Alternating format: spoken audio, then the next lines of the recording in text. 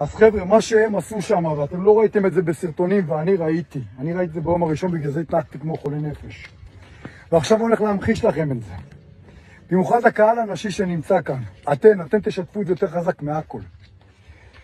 חבר'ה, מה שהם עשו שם לנשים, זה הדבר הכי מזעזע, שלא תצליחו לדמיין בראש, ואני הולך לגרום לכם להבין מה זה.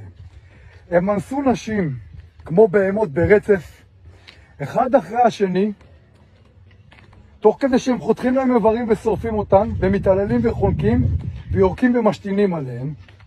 אחד אחרי השני, תוך כדי נקראו לנשים האלו האיברים, אתם ראיתם בחורה בהתחלה שיש לה דם שיורד מהמכנסיים וכל, נקראו לנשים האלו האיברי מין, כי הם הכניסו לשם כל מיני חפצים, והרגו אותם דרך זה.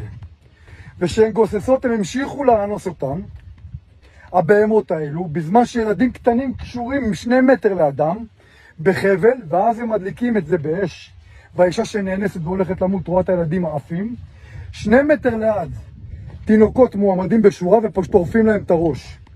עכשיו תקשיבו כל אותם בני זונות, שדרנים שרמוטות שאומרים אולי נעשה איתם שלום, ואנשים חרות שחושבים שיש שלום עם הברברים האלה.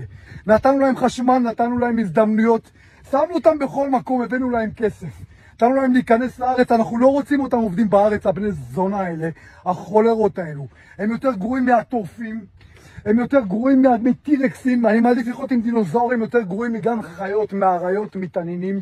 הם יותר גרועים מחייזרים, הם יותר גרועים מכל מה שתחליטו.